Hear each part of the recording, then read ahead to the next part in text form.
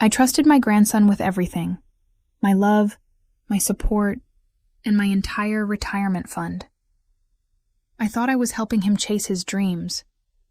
But little did I know, I was walking into the biggest betrayal of my life. I thought I was investing in his future, but in reality, I was handing over my financial security to a lie. It all started so innocently. He had big plans, dreams that seemed so bright and full of promise. He was going to build a startup, change the world with his ideas, and I was going to help him. Why not? He was my family. The person I had watched grow up, the one I had always been there for. So, when he asked me to invest in his business, I didn't hesitate. He made it sound so convincing. "Grandma, I just need a little help to get this off the ground. It's going to be huge, I promise." What was I supposed to do? Tell him no? I didn't want to stand in the way of his success. So, I gave him everything. Every cent of my retirement savings. I wanted him to have the chance to succeed. What I didn't know was that I was setting myself up for an emotional and financial disaster. And it wasn't just about the money. It was about trusting someone I loved. Someone I believed would never take advantage of me. But as the months passed, things started to feel off. Every time I asked Jake for an update, he reassured me that everything was fine. The business was growing, investors were interested, and the product was just about to launch. But I wasn't seeing the progress he had promised. And then one day, I found out the truth. The whole, heartbreaking truth. It wasn't just a small mistake. It wasn't a bad investment or a risk gone wrong. No, it was much worse. Jake wasn't building a business. He was building a web of lies. My money had been spent recklessly, on luxuries and parties, while the so-called business was nothing more than a pipe dream. I had invested in a fantasy. The worst part? He didn't even seem to care. He had taken my savings and turned them into his own personal piggy bank. How could I have been so blind? How could I not see that my trust was being manipulated, that his dreams weren't as noble as he made them seem? But here's the thing. I wasn't going to let him get away with it. I wasn't going to let this betrayal define me. I had a plan, and I was going to take back what was mine. I'm not a victim. I'm a fighter, and you'll see how I fought for what I lost, how I turned the tables on my own grandson. So, if you've ever trusted someone, only to have them betray you, this story is for you. If you want to hear how I took my power back, how I exposed the lies, and how I made sure the truth came out, stick around. You won't believe what happens next. Don't forget to like, subscribe, and hit the notification bell so you don't miss the full story, because the next part will leave you speechless. It was an early afternoon in the fall when Jake walked into my house, his face lighting up with excitement. The leaves outside had just begun to turn golden, and the sunlight filtered through the windows in a soft glow. I was in my kitchen, sipping on some tea, enjoying the quiet rhythm of my life, when I heard the familiar sound of the doorbell. I smiled to myself. It was Jake, my grandson, the boy I had raised from the time he was just a toddler. I'd watched him grow into a fine young man, and though life had thrown its challenges his way, he had always been determined. I had just finished a few household chores when I heard him step inside. His energy filled the room before his voice did. "Grandma, guess what?" Jake called out, practically bouncing through the door. I turned from the counter, wiping my hands on a towel. "What is it, Jake? You look like you've just won the lottery." "Better," he said, a wide grin spreading across his face. "I've got a business idea. An idea that's going to change everything. I've been talking to some people in the industry, and I think this could be huge. I want you to be a part of it, Grandma." I raised an eyebrow, intrigued. At 25, Jake was still trying to figure out what his life would look like. He'd tried a few different things in the past, College, a few short-lived jobs, but nothing really stuck. So when he said he had an idea, I assumed it was another one of his passionate but short-lived projects. But the energy in his voice, the way his eyes sparkled as he spoke, told me that this was different. "What's this big idea of yours?" I asked, setting my tea aside and giving him my full attention. Jake walked over to the kitchen table and set down his backpack. He pulled out a notebook, flipping through a few pages filled with scribbles and diagrams. "It's a tech startup," he said, excitement evident in every word. "I've been working on this for months. It's a software product that will revolutionize how people connect online. It's not like anything you've seen before. The potential is endless." I couldn't help but smile. I loved how driven Jake was, and I could see he was genuinely passionate about this idea. "That's great, Jake. But a startup? That sounds like a lot of work. You sure you're ready for that?" He nodded eagerly, his hands gesturing as he spoke. "I've been doing my research, Grandma. There's this whole market out there for this product, and no one's doing it right. But I've got the vision. I've got the knowledge. I just need the funding to get it off the ground." I took a moment to process what he was saying. A startup? Was he sure he was ready for this kind of responsibility? It seemed like a massive leap, but Jake had always been the type to go after what he wanted. I knew he had a good mind, even though he hadn't quite found his footing yet. The idea of him creating something successful, something that could make a difference, was too tempting to ignore. "So, what do you need from me?" I asked. I knew the answer before he even said it, but I had to hear him out. He looked at me, his eyes softening a little as he sat down across from me. "I need your help, Grandma. I need funding. The business won't get off the ground without it. But I know I can make it work. I just need a little push." I felt a pang in my chest, torn between the love I had for him and the cautious voice in the back of my mind. My retirement savings, everything I had set aside over the years, was my safety net. It was my security, my cushion for the years ahead. I had always been frugal, careful, and though I was comfortable, I wasn't wealthy by any means. The idea of dipping into that fund was unsettling, but the more I looked at Jake, the more I could see how badly he wanted this. He was determined, driven by something deeper than just ambition.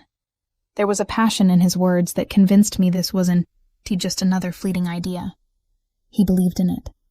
He believed in himself. "You're sure about this?"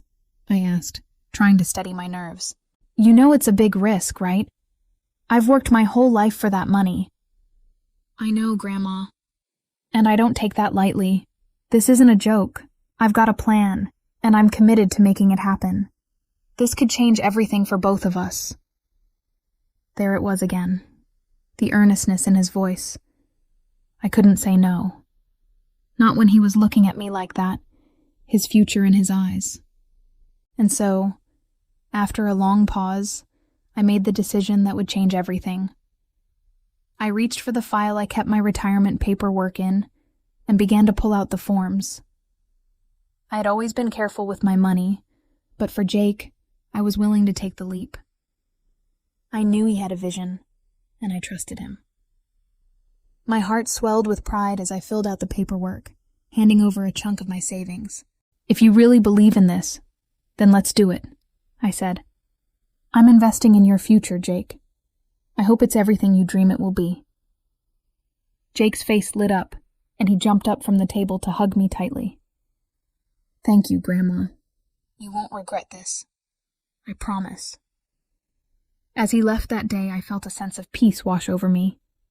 I had just taken a big step, but I did it with confidence. I believed in Jake, and I believed in the future we were both hoping for. The next few months felt exciting, filled with anticipation for what was to come. Jake's calls became more frequent after that day. He'd talk about the progress of the business, the meetings he'd had, the investors he'd spoken to. He kept me updated on the details, telling me all the right things I wanted to hear. He made it sound like everything was falling into place. His team was working around the clock. He was finding more people who believed in his idea, and he had a few potential partners lined up.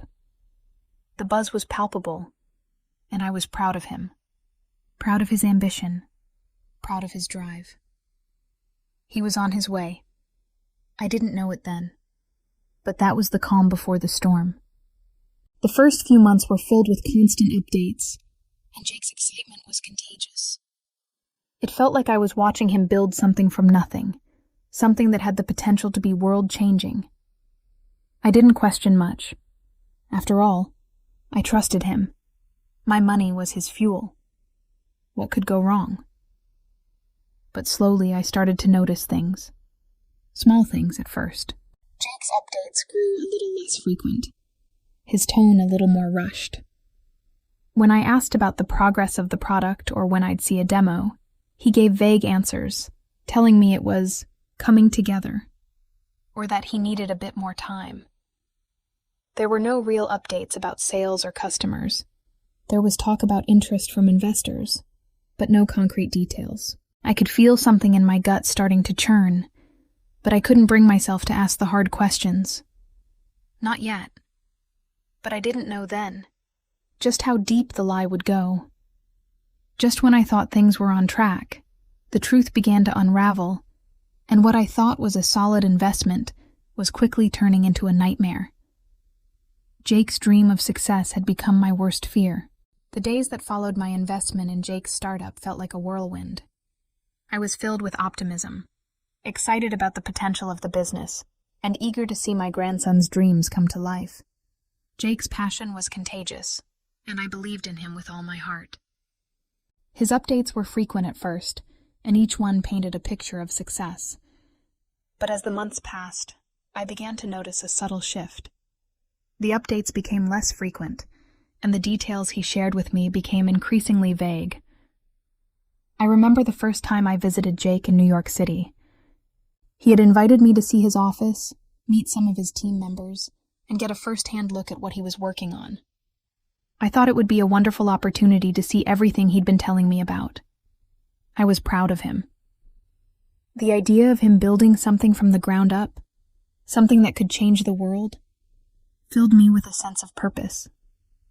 I wanted to support him every step of the way, but I was also becoming a little concerned about some of the things I was starting to hear. Jake had been talking a lot about the investors he was courting. These were the people who were going to help him take his startup to the next level, people who saw the same potential in his idea that he did. At least, that's what he told me. The thing was, I never saw any of these investors. Whenever I asked about them, Jake always had an excuse or a reason why they couldn't meet yet. He'd say things like, "They're busy," or "They're waiting for the next round of product testing." Despite these delays, I didn't press him too hard. I trusted him. But looking back, I should have listened to the nagging feeling that had started to grow inside me.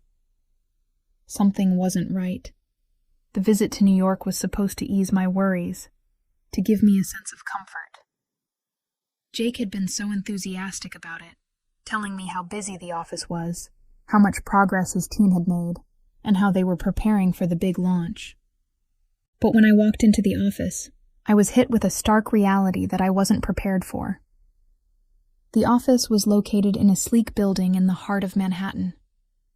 Jake had been telling me for months how successful things were going, so I expected to see a bustling space with people working tirelessly on the project. Instead, what I found was almost the opposite. The office was small, far smaller than I had imagined. There were only a handful of desks scattered across the room, and the few people there looked young and distracted. Some were staring at computer screens, but others were chatting idly or scrolling through their phones. The energy that Jake had promised me was missing. I found Jake sitting at his desk, staring intently at his computer screen. When he saw me, his face lit up, but there was something about his demeanor that didn't sit right. He seemed a little too eager, like he was trying to convince me everything was fine.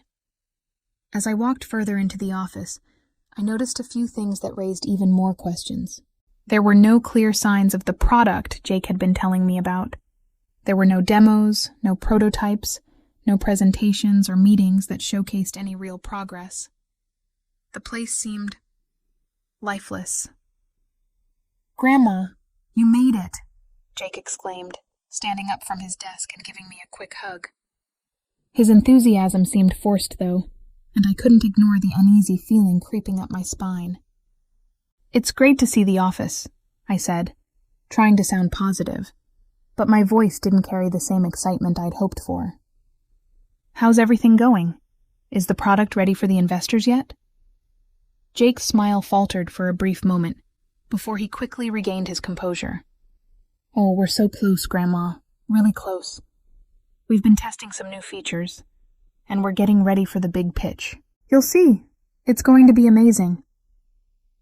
I nodded, but I couldn't shake the feeling that I wasn't getting the full story. Jake led me around the office, introducing me to a few people who were supposedly part of his team. They were friendly enough, but I noticed something strange. No one seemed to know much about the project. They didn't speak with the kind of passion and dedication I had expected from a team working on a groundbreaking startup. It felt more like a group of people going through the motions, not a group that was actively building something great. There was one person in particular who caught my attention, a young woman named Sarah, who had been sitting at one of the desks, her computer screen filled with what looked like social media. When Jake introduced us, Sarah gave me a quick smile, but didn't seem particularly engaged. As we spoke, I noticed her glance at her phone multiple times, clearly more interested in something happening on her screen than in our conversation. It didn't add up. If this was a startup on the brink of success, why wasn't anyone working more diligently? I decided to let the whole thing go for the moment, though I couldn't quite shake my discomfort. Jake was so passionate, so determined, but I couldn't ignore the nagging questions in my mind. Where were the investors? Where was the product? And most importantly, where was the team that was supposed to be making all this happen? A few days after my visit, I received another update from Jake, but this time, it was different. His tone was more urgent, more pressuring. He told me that they needed more funding to move forward with the launch. He needed just a little more to get over the final hurdle and secure the deal with the investors. It wasn't the first time he'd asked for additional funds, but this time, something about the request felt wrong. I hesitated. I had already given Jake a large chunk of my savings, and now he was asking for more? The logical part of me screamed to be cautious, but the emotional side of me, the grandmother who wanted to help her grandson succeed, pushed me to give him the benefit of the doubt. Maybe this was the last push they needed. Maybe this time, the success would be real. But when I transferred the money into his account, something inside me felt uneasy. I had been so trusting, so eager to see Jake succeed. But with each passing day, the weight of the situation began to feel heavier. I couldn't ignore the feeling that something wasn't right. Was I being taken advantage of? Or was Jake just overwhelmed by the pressures of starting a business? I didn't know. Then, the first signs of trouble began to emerge. One evening, I decided to call Jake to check in. I wanted to hear more about what was happening with the business, to see if there had been any progress. The call went straight to voicemail. This wasn't unusual at first, as Jake had been busy. But after several more attempts, I began to grow frustrated. It had been days since I'd heard from him, and I hadn't received any updates about the business. My worry turned into anxiety, and I started questioning everything. That's when I decided to visit again. This time I wasn't going to let Jake control the narrative. I was going to see the truth for myself. I flew back to New York and made my way to the office, determined to get answers. When I arrived, the office was eerily quiet. There was no sign of Jake. I knocked on the door to his office, but it was locked. I tried calling his phone again, but this time, it rang out with no response. I couldn't shake the feeling that something was terribly wrong. After waiting for what felt like hours, Jake finally showed up, looking disheveled and distracted. He seemed surprised to see me, but quickly covered it up with a forced smile. "Grandma, you're here. I didn't expect you so soon," he said, trying to sound casual but failing miserably. His eyes were red, and his clothes were wrinkled, as if he hadn't been sleeping. "I've been trying to reach you for days, Jake," I said, keeping my tone calm, but firm. "What's going on? Where's the product? Where are the investors you've been talking about?" Jake shifted uncomfortably, his face flushing. "Grandma, I know I've been busy, but everything is fine. Really, it is. The product is almost ready, and we're just working through some final details. Don't worry." But I wasn't convinced. Something was off, and the more he spoke, the more it became clear that Jake wasn't being entirely truthful with me. Just when I thought things couldn't get worse, I discovered something that completely shattered my trust. The truth wasn't just hidden, it was being actively concealed. And the lie Jake had built around me began to unravel in the most unexpected way. After my unsettling visit to Jake's office in New York, I couldn't shake the feeling that something was terribly wrong. The pieces just weren't fitting together, and the more I thought about it, the more I realized that I had ignored too many warning signs.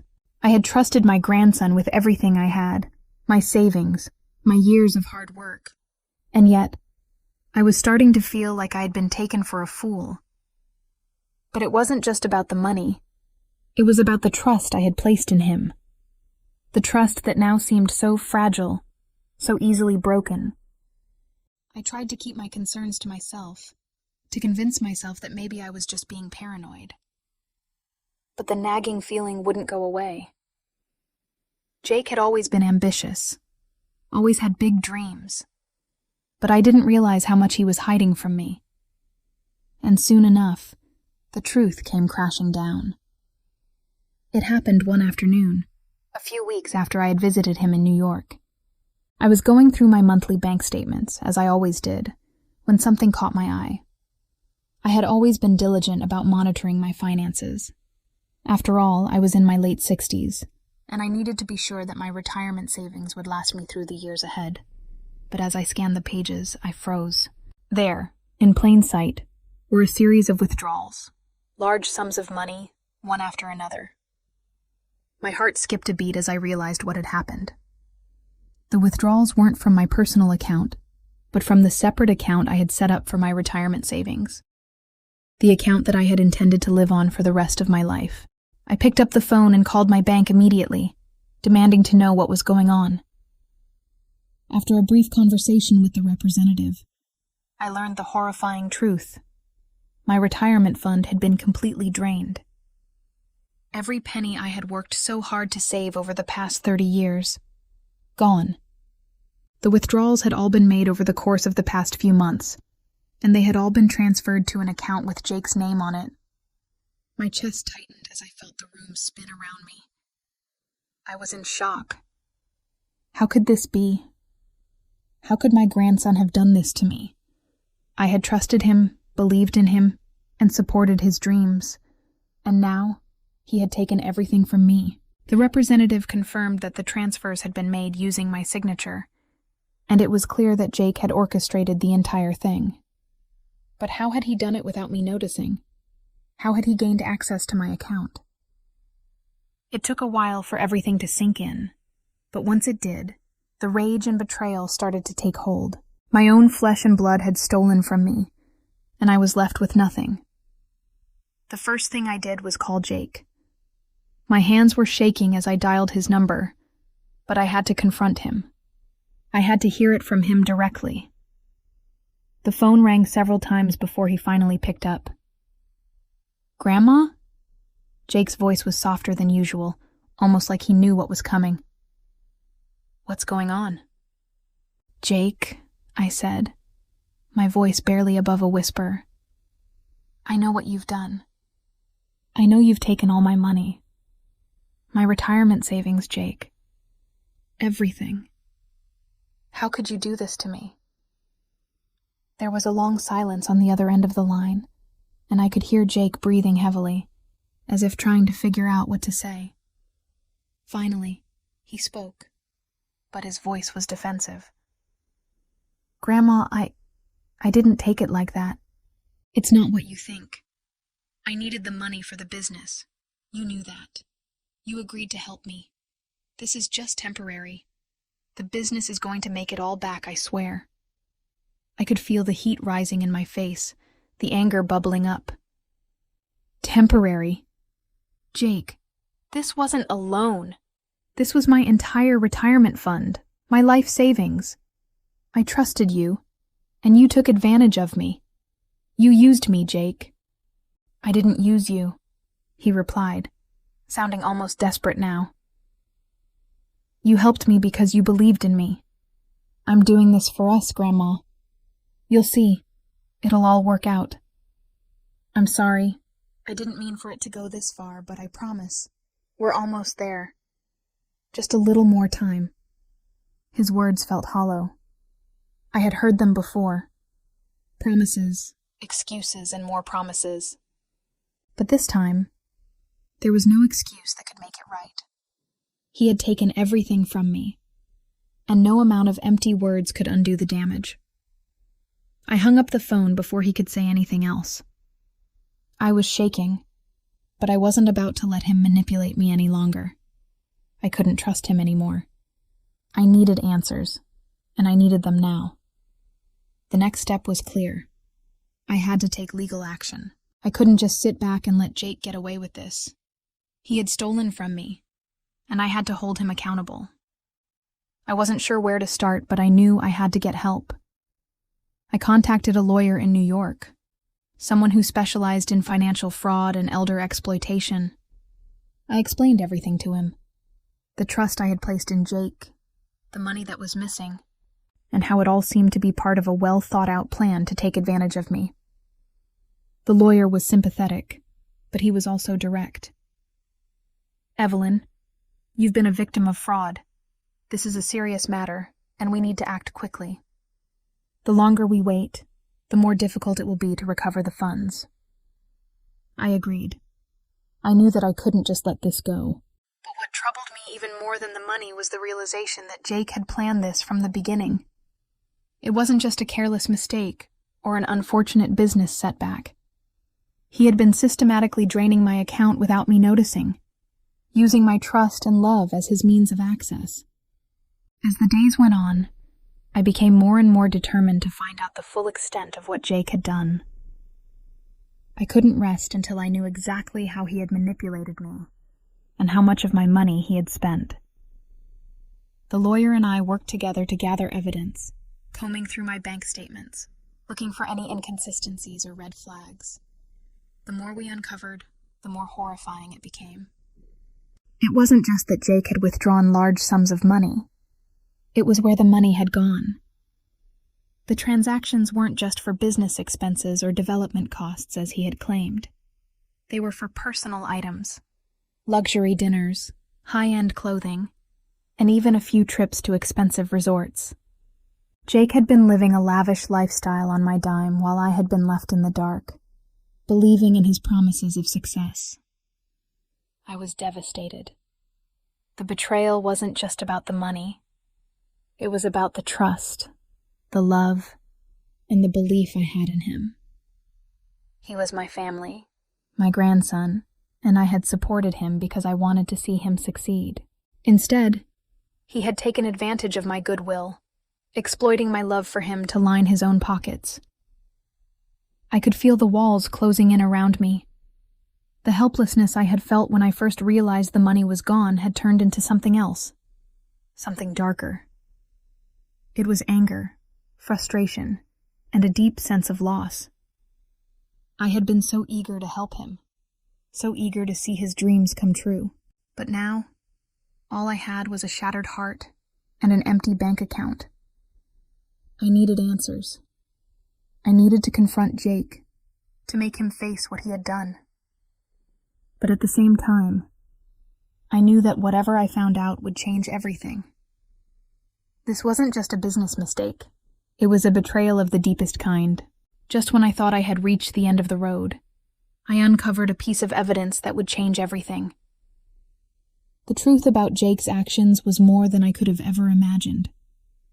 And the realization that I had been living in a lie hit harder than anything else I had experienced. By the time I had pieced together the evidence, the reality of the situation hit harder than I had expected. Every day, the weight of betrayal grew heavier on my shoulders. What had started as a small investment, a show of love for my grandson, had turned into a nightmare. As the days passed, the urgency to take action intensified. I couldn't just sit back and let Jake get away with what he had done. I had to protect myself. I had to take control. The lawyer I had hired was helping me navigate the legal side of things. But as the process unfolded, I realized just how complicated this was going to be. The more we uncovered about Jake's actions, the more I began to see that this wasn't a simple case of financial mismanagement.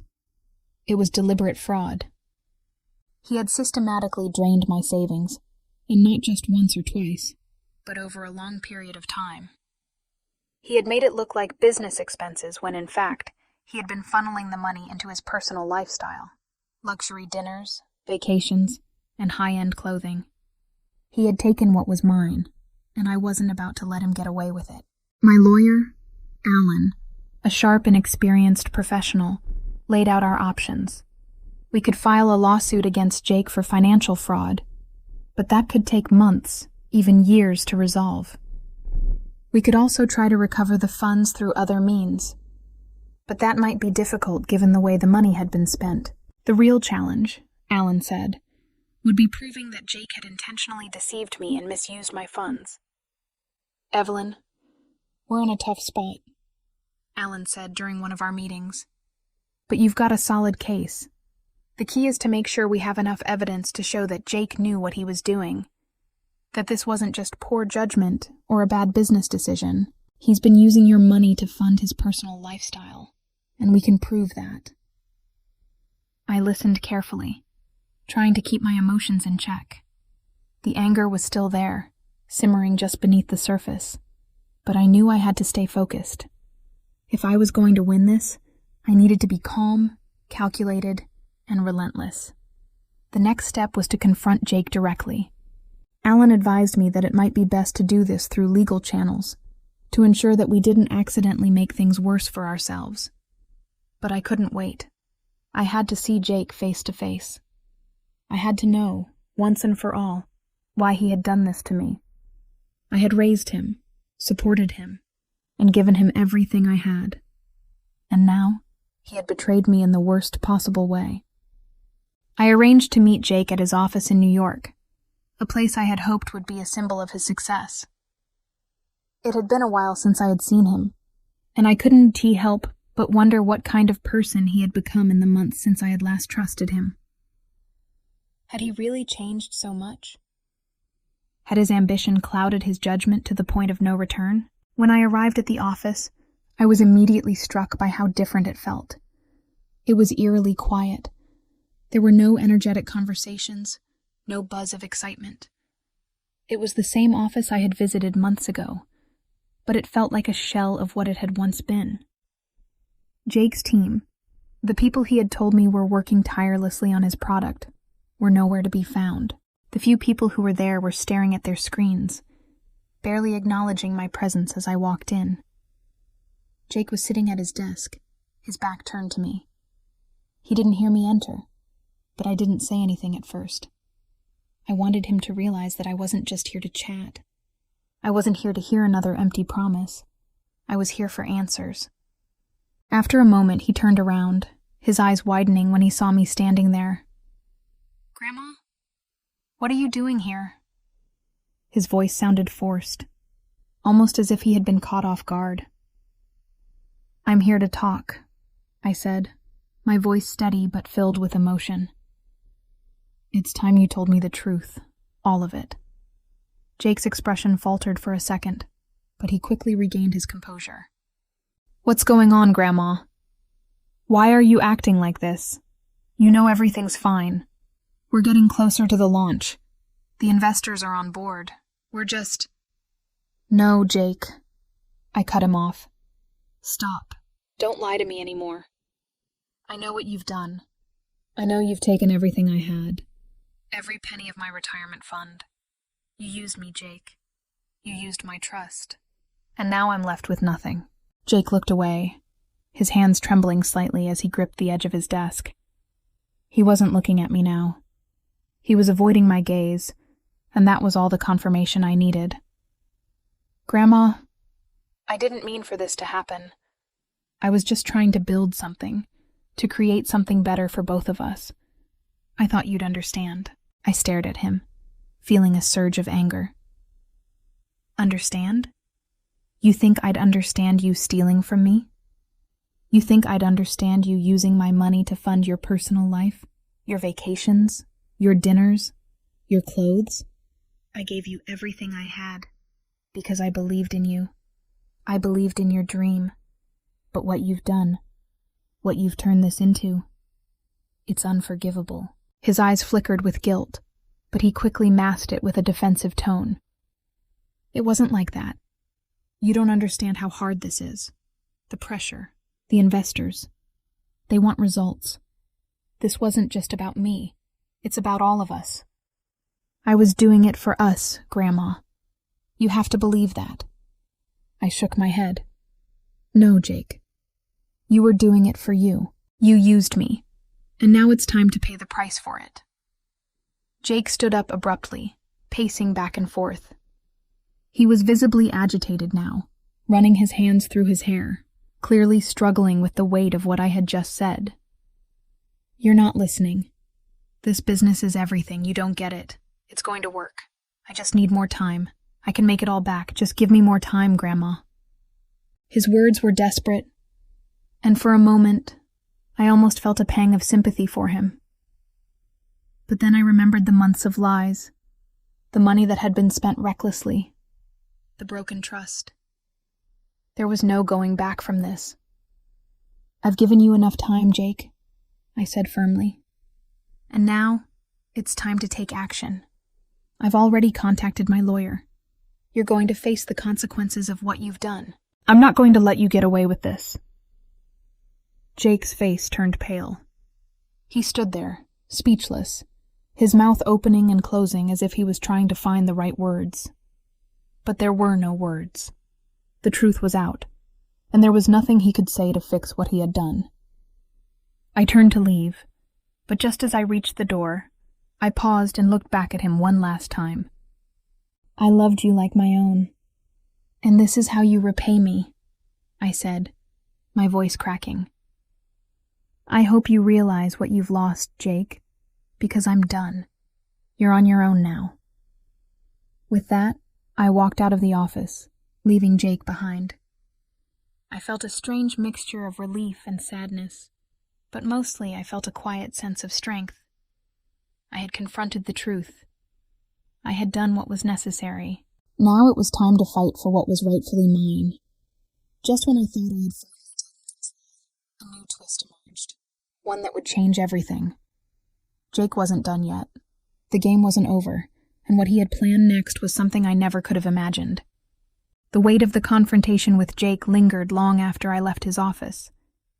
I could still feel the tension in the air, the heaviness in my chest as I walked away from him, from the shattered trust. But as much as I wanted to stay angry, to hold on to the pain, something inside me snapped. This wasn't just about Jake anymore. This was about me. About taking back my life. About reclaiming what was mine. The time for forgiveness had passed, and now it was time for justice. When I left New York that day, I knew it wasn't the end of the story. It couldn't be. Jake had taken so much from me, and I wasn't going to let him think he could walk away without facing the consequences. He may have been my grandson, but that didn't matter anymore. He had crossed a line, and now he would have to pay for it. It wasn't about the money. It was about the principle of the thing. It was about making sure that someone who had taken advantage of my trust would never be allowed to do it again. I had already contacted my lawyer, Alan, and things were moving fast. I was determined not to let Jake off the hook. If he thought he could get away with this, He was sorely mistaken. I was going to make sure the law held him accountable for his actions. But as the legal process began, I realized that the path I had chosen wasn't going to be easy. I had expected it to be difficult. Of course I had. But the more I got involved in the details, the more I started to feel the weight of the fight ahead of me. This wasn't just a simple case of financial mismanagement. It was about proving intent. It was about proving that Jake had deliberately and knowingly defrauded me. And with each step, the walls began to close in around me. I was up against more than just my grandson. I was up against the system, the business world, and my own emotions. But I wasn't backing down. I spent the next few weeks buried in paperwork, in meetings with Alan, and in research. Every day, I found myself growing more determined. Jake wasn't going to get away with it, not this time. I had been too trusting, too naive. But now, I was armed with the truth and the law, and I wasn't afraid to use it. Then, one afternoon, I received a call from Alan that would change everything. "Evelyn." Alan's voice was tense, and I could hear the urgency in his tone. "I've got some news. I think you need to hear it, but you're not going to like it." I held my breath, already bracing myself. "What is it?" "It's about Jake," Alan said, his voice lowering. "He's made a move, and it's not what you're expecting." I felt a chill run down my spine. My heart rate quickened. "What do you mean? What move?" "Jake's been talking to your bank," Alan continued. "He's trying to convince them that you gave him the money voluntarily. He is saying that this whole thing was an agreement between the two of you, basically trying to turn it into a personal loan rather than a fraudulent act." I couldn't believe what I was hearing. Jake was trying to cover his tracks, trying to rewrite the narrative and paint himself as the victim. It was infuriating. He had already taken everything, and now he was trying to turn the situation around and make it look like I had willingly handed over my life savings. "No," I said, my voice sharp. "That's not going to work. I have the evidence. I have the bank statements, the records, everything. He can't get away with this." Alan sighed. "I know. But this complicates things. He's trying to discredit you. He's already planted the seeds, and it's going to be harder to prove what really happened." I felt the anger rise in my chest, but I pushed it down. This wasn't the time for emotional outbursts. This was the time for action. "What's our next move?" "We need to act fast," Alan said. "Jake is trying to get ahead of us, and if we don't do something soon, he might actually make this stick. I think the best course of action is to take him to court. We need to make sure he knows that this is serious. If we can show him that we're not backing down, that we're willing to fight, it might be the push he needs to come to his senses." I paused, letting the weight of his words settle in. It wasn't going to be easy, but I was done being the victim. I had been pushed too far, and now it was time for revenge. The following weeks were a blur. I was consumed by legal proceedings, by meetings with Alan, by preparing for the court case that loomed ahead. It felt like every part of my life had been swallowed by this fight, but I didn't mind. I wasn't just fighting for my money anymore. I was fighting for my dignity, for my peace of mind, for the right to stand up and say, "Enough is enough." The day of the hearing finally arrived, and I could feel my heart pounding in my chest. I had spent months preparing for this, but now that it was here, I was filled with a mixture of dread and anticipation. Jake had shown up at the courthouse, looking as confident as ever. He wasn't alone. He had a lawyer by his side, someone who looked polished and well prepared. It was clear that he wasn't taking this lightly, and I knew I couldn't either. As we sat in the courtroom, waiting for the proceedings to begin, I stole a glance at Jake. He was sitting across the room, his eyes locked on the floor, his jaw clenched. He didn't look like the confident entrepreneur I had once believed in. Instead, he looked like a man who had been caught in a lie, who had nowhere to turn. I knew in that moment that he was terrified, and it felt good. It felt good to know that I had the power to expose him for who he truly was. The hearing was intense. Alan presented the evidence, bank records, emails, and phone records that clearly showed that Jake had been lying about his intentions. It didn't take long for the truth to become evident. Jake's lawyer tried to spin the situation, but the facts were too clear to ignore. My evidence was irrefutable. There was no way Jake could talk his way out of this. As the hearing continued, Jake's defense became weaker and weaker. His lawyer tried to argue that there was no intent to defraud, but it was clear that Jake had no credible excuse. He had taken advantage of my trust, and there was no denying it. When it came time for Jake to speak, he stood up slowly, his hands shaking. I could see the guilt in his eyes, the fear that had overtaken him. This wasn't the confident, ambitious man I had once known. This was a boy who had gotten in way over his head and was now facing the consequences. "Your Honor," Jake began, his voice shaky. "I didn't mean for things to get this far. I never wanted to hurt my grandmother. I thought I was doing the right thing. I thought I could make it all work, and I was trying to do what was best for all of us. I'm sorry. I didn't think about what I was doing. I got carried away."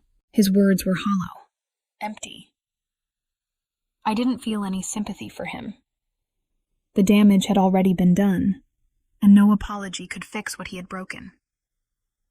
The judge listened carefully, but when it was my turn to speak, I could feel the anger rise again. I stood up and walked to the witness stand, facing Jake for the first time since our confrontation. I didn't look at him. I couldn't.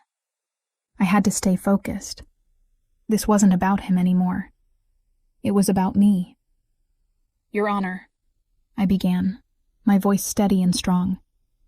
"I trusted my grandson. I supported his dream, and I gave him everything I had. I didn't ask for much in return, but he took advantage of that trust. He took my money, my life savings, and used it to fund his personal life. I didn't just lose money. I lost my faith in someone I loved. This isn't just about financial restitution. This is about making sure no one else gets hurt by his lies. This is about justice." Jake was ordered to pay restitution for the full amount he had stolen from me, with a penalty for fraud. But the financial restitution wasn't the only thing I received that day. What I got was the peace of knowing that I had fought for what was mine. I had stood up to Jake, to the world, and I had proven that no one, not even family, was above the law. The legal battle wasn't over yet. There would be more to come, but I was ready. I had done what I needed to do. I had taken back my life, and nothing would ever take that away from me again. As the court proceedings unfolded, everything I had worked for, every sleepless night, every ounce of energy I had poured into this fight, came down to this moment. The courtroom was silent, the air thick with tension. I could feel the weight of the situation bearing down on me, but I stood tall. Jake had spun his web of lies, but I had proof. I had evidence. And I had the truth on my side. The judge, after reviewing all the evidence, looked at both of us, his expression stern. I could hear my heart beating in my ears. Jake had tried to manipulate the narrative, but I wasn't backing down. I had spent too many years working for that money, too many hours saving for my future, to let him take it all with a lie. When the judge spoke, the room seemed to hold its breath. "In light of the evidence presented," he said, his voice calm but firm, "the court finds in favor of the plaintiff. Jake, you are ordered to pay restitution for the full amount taken from your grandmother, including penalties for fraud." I exhaled a breath I didn't realize I had been holding. The moment felt surreal. It wasn't about the money. It wasn't even about the revenge. About ensuring that my trust, once broken, could never be used against me again. Jake, standing there, his face pale and defeated, knew he had lost. His eyes, which had once held so much promise, now reflected guilt and shame. But I didn't feel satisfaction in his defeat. Instead, I felt relief. I had done what was necessary. I had fought for myself, for my dignity, and for the truth. This victory was mine. But it wasn't just a victory in the court of law. It was a victory of character. I had reclaimed my power, my life, and my peace of mind. If you've ever been betrayed or taken advantage of by someone you love, don't stay silent. Stand up for yourself. Fight back. You have the strength to take control, to expose the truth, and to find your peace. Justice isn't just about what happens in court. It is about holding on to your integrity and never letting anyone take what is rightfully yours. If this story has inspired you, share it. And remember, you're never as powerless as you think.